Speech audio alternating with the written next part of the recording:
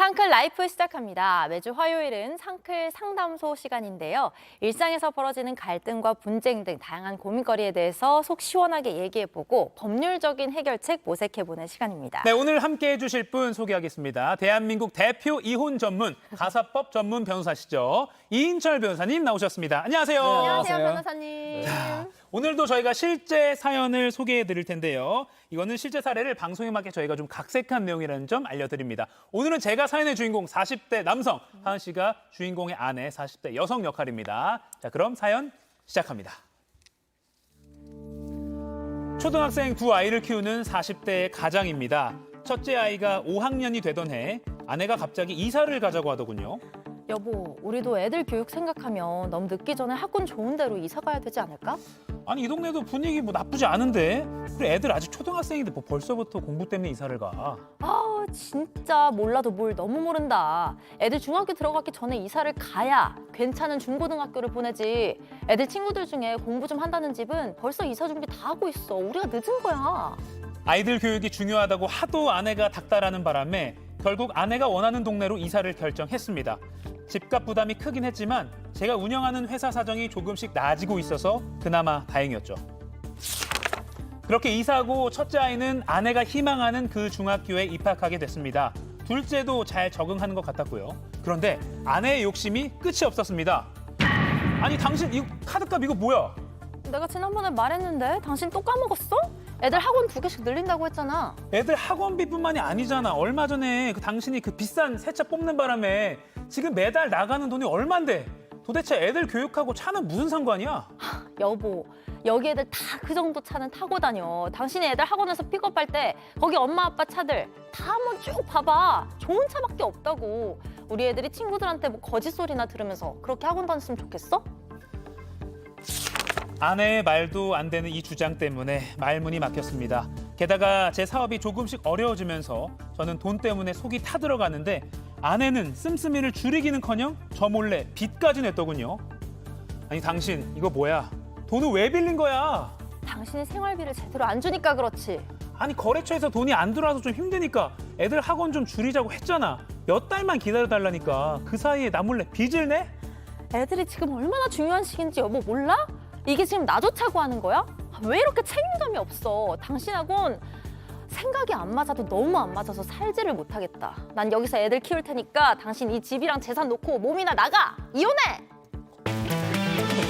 애들 사교육 때문이라며 빚까지 낸 아내, 전처럼 생활비를 못 주니까 이혼하자고 합니다. 어떻게 하죠? 도와주세요, 이인철 변호사님. 네. 변호사님. 네, 이럴 때 맨날 변호사님 찾습니다, 저희가. 사연을 들여다보면요. 자녀 교육이 문제의 시작이었는데 결국엔 이혼 문제까지 이렇게 이어진 상황이네요. 네, 비단 이 가정의 문제뿐만 아니라 네. 정도의 차이는 있지만 많은 이제 그 가족들이 이제 공감을 할 문제 같은데요. 예. 특히 이제 우리나라가 이제 교육열이 좀 심하잖아요. 어떻게 보면 심하다고 표현할 수도 심하죠, 있는데, 네.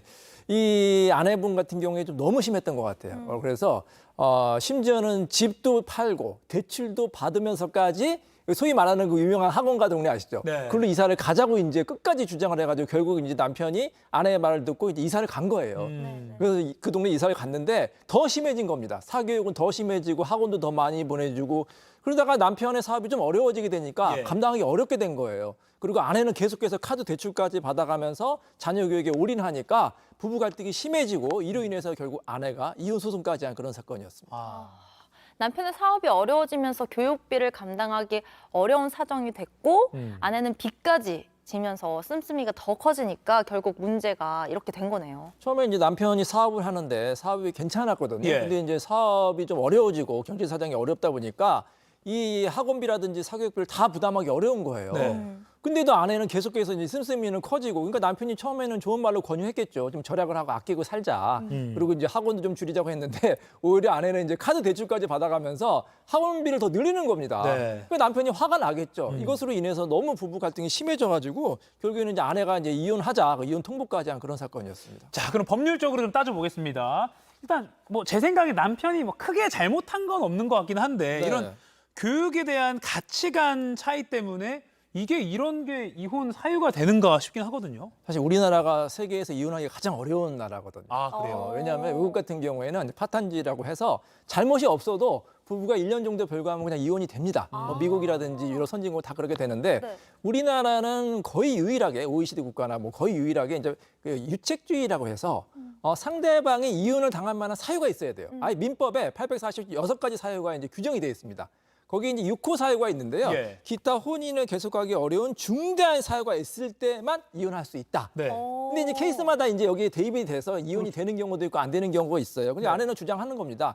이 남편이 자기의 말을 들어주지 않고 아이들 교육이 소홀하다. 그래서 이제 갈등이 커졌기 때문에 6호 사유에 해당한다고 이제 소송을 한 거죠. 네. 그럼 이분의 경우는 아내의 이혼 소송에 맞대응을 한 경우지만 네. 만약에 남편이 이혼 의사가 없는데 아내가 남편한테 이혼 소송을 했다. 그럼 이 소송이 무효가 될 수도 있나요? 이제 크게 두 가지로 볼 수가 있는데 만약에 본인이 이혼 소장을 받았다. 예. 그럼 굉장히 놀라겠죠. 네. 너무 놀라지 마시고 침착하게 대응하시면 되는데 네. 두 가지 방법이 있습니다. 본인도 이혼에 동의한다고 하면은 답변서에 이혼을 동의합니다. 오히려 본인이 피해자다고 해서 이제 반소를 제기할 수도 있고요. 그렇지 않고 이혼을 원하지 않을 수가 있잖아요. 네네. 그럼 가정을 지키고 싶다. 근데 이혼을 기각한다고 표현하거든요. 네. 답변서에 이혼을 기각해 주십시오. 이렇게 답변서를 제출하고 법원에 가셔가지고 이혼을 안 하겠다고 이제 호소를 하면은 이혼이 안 될 수도 있습니다. 이거 인터넷으로 또 가능한가요? 전자소송도 충분히 가능합니다. 아, 전자소송도 된다. 네. 자, 그럼 이혼 소송을 기각해달라고 법원에 제출만 하면 네. 그 상대방이 제기한 이혼 소송은 무효가 되는 거라고 보면 되나요? 법원이 따로 뭐 출석을 안 해도 되나요? 그렇게 쉽지 않습니다. 예, 쉽지가 않고요. 네. 법원에서는 이렇게 생각해 보세요. 한 명은 정말 이혼을 원한다고 하고 예. 한 명은 이혼을 원하지 않는다고 하면 쉽게 누구 말을 들어줄 수가 없는 거예요. 그렇죠. 그래서 여러 가지 이제 뭐 절차를 거치는데 예를 들어서 부부 상담을 할 수도 있고 네. 이제 가사 조사라고 해서 가사 조사관이 이제 조사를 해요. 이 부부가 이제 혼인 생활이 어땠는지 정말 이혼해야 되는지 네. 여러 가지를 판단해서 중간에 조정도 하고요. 결국에는 이제 도저히 이 부부가 다시 이제 합칠 수가 없다. 네. 이혼을 할 만한 사유가 있다고 결론 내리면 이혼 판결이 나는 거고 그렇지 않다. 이혼 사유가 없다고 하면 이혼 기각 판결이 나올 수도 있는 것입니다. 그럼 그 가사 조사를 한다는 거는 그러니까 진짜 결혼 생활을 계속 영위할 뭐 의사가 있는지 이런 거를 파악하는 네, 거예요. 그런 것도 보고요. 아하. 부부 상담도 10번 정도 하는 거예요. 그래서 이 부부가 재결합의 가능성이 있는지 그런 것도 꼼꼼하게 판단합니다. 네. 이 방법이든 저 방법이든 쉽진 않은 네, 것 같은데 그러니까요. 근데 이분의 경우에는 지금 이혼 재판을 진행을 하는 상황이잖아요. 근데 재산 분할 부분이 좀 궁금해요. 지금 아내가 남편의 명의로 빚을 진 건데 사실 결국에는 남편 명의의 빚이니까 남편이 다 갚아야 하는 상황이 생길 수도 있잖아요. 근데 제가 남편이면 되게 억울할 것 같거든요. 재산 분할 이렇게 보시면 돼요. 예를 들어서 뭐 집이라든지 다른 재산을 다 합쳐봤는데 10억이다. 예. 근데 대출이 5억이다. 그러면은 이 부부의 순재산은 5억인 거죠. 예. 적극 재산에서 소극 재산 채무를 빼고 나머지 재산에서 뭐 반반 나누면 되니까 예. 큰 어려움은 없는데 문제는 뭐냐면 총 재산이 10억인데 뭐 카드 빚이라든지 뭐 여러 가지 빚이 생겼는데 15억이다. 네. 그럼 채무 초과잖아요. 나눌 게 네네네네. 없잖아요. 네. 이 경우는 어떻게 되느냐? 사실 예전에는 이렇게 나눌 게 없고 채무 초과인 경우에는 재산 분할 인정이 안 됐어요. 아. 근데 이제 얼마 전에 대부분 판례가 바뀌었거든요. 예를 들어서 채무가 어떤 채무인지, 예를 들어서 뭐 여기서는 일상가사 채무라고 표현하는데 자녀 교육비라든지 뭐 주거비라든지 이렇게 혼인 생활을 유지하기 위해서 꼭 필요한 채무가 있잖아요. 네. 이런 채무 같은 경우에는 재산분할 대상이 돼서 상대방이 절반 정도 가져가는 경우도 있습니다. 그러면 같이 그걸 갚아야 되는 그렇죠. 거죠? 네.